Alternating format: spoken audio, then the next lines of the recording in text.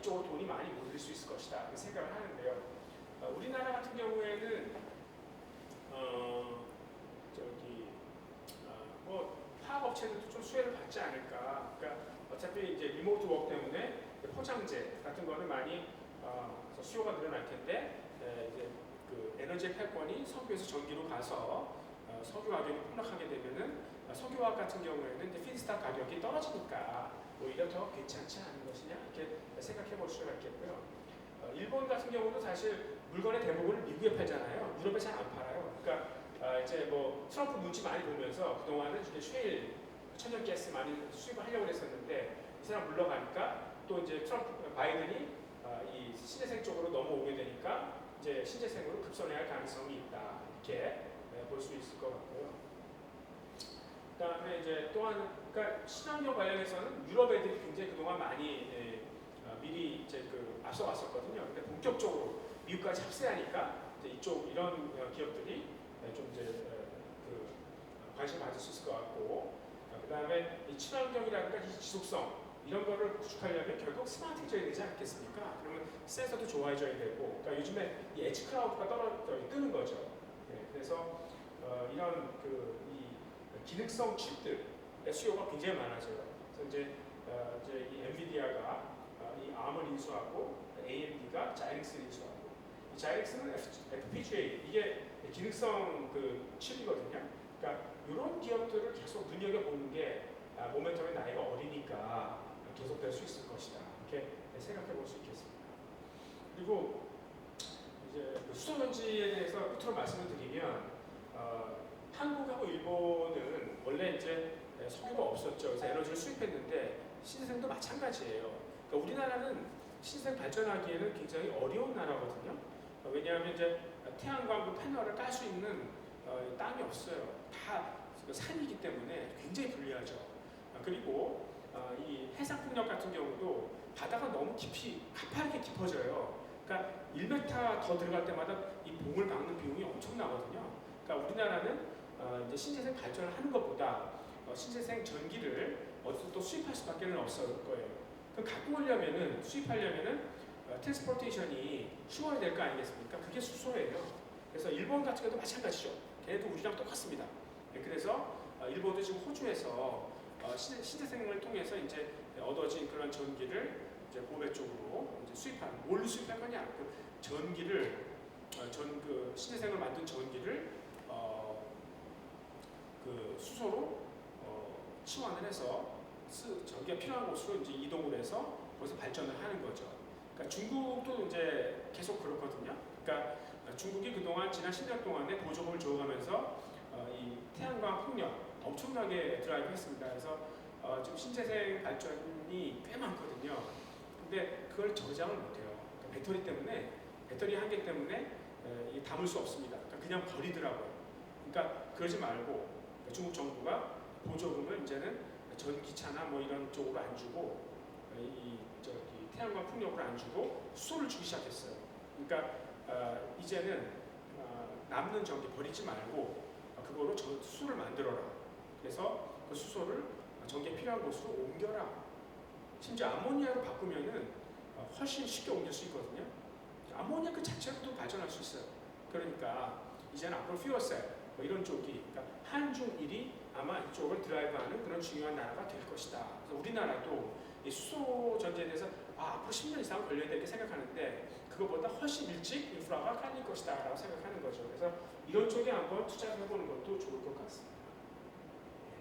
그래서 오늘은 이제 제가 여러분들한테 자산 가격의 거품이 왜 일어나고 이게 앞으로 어떤 식으로 이제 정리가 될지, 그 과정 속에서 이제 증시가 겪을 수 있는 위협, 그 다음에 돈이 작년에는 아시아 쪽으로 많이 넘어왔지만 올해는 다시 미국으로 활류할 것이다. 뭐 이런 생각도 한번 해보고요.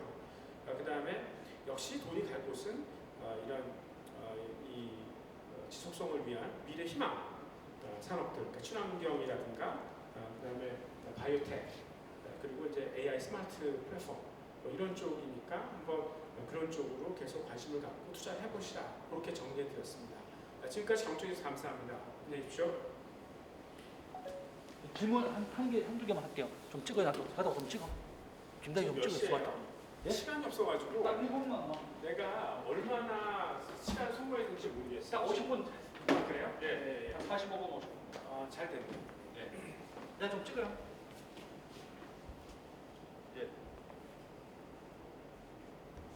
예, 감사합니다. 좋은 발표 주셔서 감사드리고요. 질문 한 두 가지만 드리겠습니다. 네. 첫 번째는 또 한국인들이 가장 많이 투자하고 있는 테슬라에 대해서 아까 얘기해 주셨는데, 저는 테슬라가 안전성에 이제 그렇게 위협이 있는데도 계속 상승을 하고 있고 가격이 하락하지 않더라고요. 그래서 테슬라 이제 애플도 전기자동차에 뛰어든다고 하는데, 첫 번째 질문은 테슬라가 애플도 들어오고 했겠지만 계속 뭐 가장 미국이 우수한 인재들이 테슬라에 많이 가더라고요. 그래서 테슬라 주가가 계속 갈 것이냐, 그거 하나 여쭤보고 싶고요.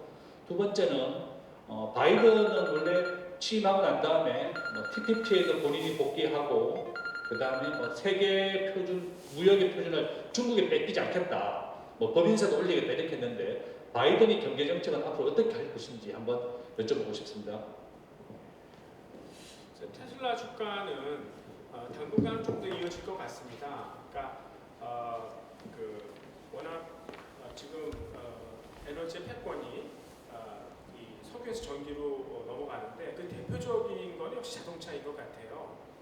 그래서 진짜 노르웨이 같은 나라가 산유국 아니겠어요? 근데 자기네 나라에서 2025년까지 그냥 석유 엔진차는 다 없애버리겠다 이런 정도로 얘기하는 걸 보면은 앞으로 굉장히 빠르게 이 패권이 넘어가는, 전기적으로 넘어가는.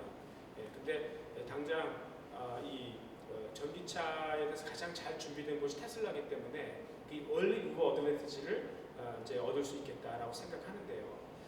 근데 이제 과연 테슬라의 누적 판매 대수가 몇 대를 넘어가면서 그 어떤 프로덕트 라이빌리티라고 그러지 않습니까? 자기네 차를 이제는 책임 있게, 완전성 있게 만들어야 되는 그런 시기에서 아마 허들에 걸릴 것이고, 그때는 이 팔로워가 좀 더 빠르게 쫓아오는 이런 쪽으로 넘어갈 것이다. 그때 이제 이 테슬라 주식을 버리면 되겠죠. 그리고 이 바이든 같은 경우는 미국과 이제 중국의 패권 다툼은 사실 미국의 정당을 떠나서 누구나 마찬가지 입장 아니겠습니까? 그래서 패권을 지켜야 되는 입장이고요. 특히 이제 바이든은 굉장히 뭐라 그럴까요? 이 정치적 노선이 선명하지 않습니까? 그래서 이 악의 축과의 어떤 대립 이런 것들 염두에 두고 있기 때문에 그러니까 약간 좀 예전 그 전통적인 어떤 미국의 외교 노선으로 돌아가지 않을까 이렇게 생각을 하는 거죠. 그래서 아까 그 사람이 그 친환경은 진짜 좋아서 그렇게 한 건지, 아니면은 이 중국을 견제하기 위해서 한 건지, 그런 것도 한번 생각해봐야 될 것 같고요.